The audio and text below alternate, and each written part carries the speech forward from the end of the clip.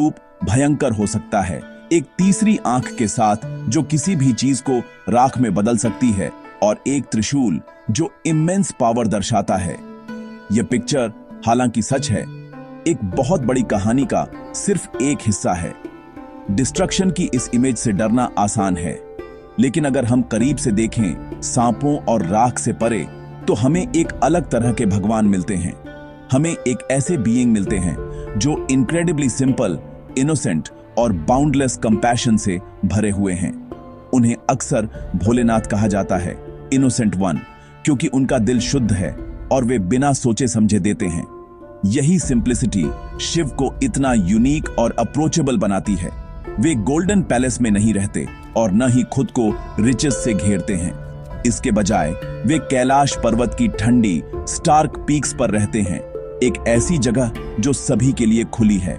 वे simple animal skins पहनते हैं और अपने शरीर पर राख लगाते हैं, हमें याद दिलाते हैं कि सभी मटेरियल थिंग्स अंततः धूल में मिल जाती हैं।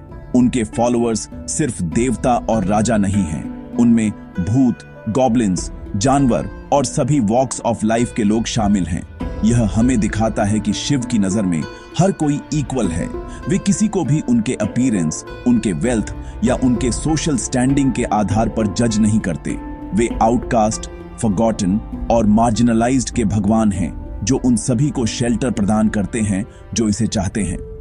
शिव के बारे में कहानियां सिर्फ ग्रेट बैटल्स या कॉस्मिक इवेंट्स की कहानियां नहीं हैं। वे ह्यूमैनिटी, काइंडनेस और ह्यूमिलिटी में सिंपल लेसन्स हैं।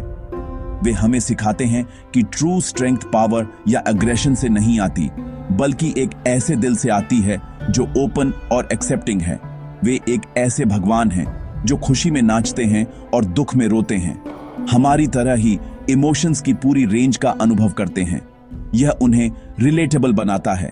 हम उनकी कहानियों में खुद को देख सकते हैं। वे ऐसे भगवान हैं जो भक्त को आसानी से वरदान दे देंगे, भले ही उस भक्त की इल इंटेंशंस हों, क्योंकि वे केवल डिवोशन देखते हैं, फ्लॉ नहीं।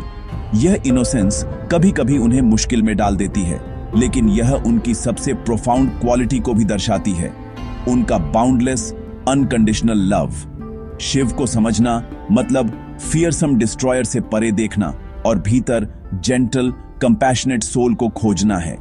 इसका मतलब है उस भगवान को देखना जो एक डिवोटेड हस्बैंड, एक लविंग फादर और सभी लिविंग बीइंग्स के लिए एक फ्रेंड हैं। उनका जीवन एक संदेश है कि ट्रू डिविनिटी पावरफुल होने में नहीं, बल्कि काइंड होने में है। यह एक संदेश है कि सिंप्लिसिटी एक वर्च्यू है और इस ब्रह्मांड में हर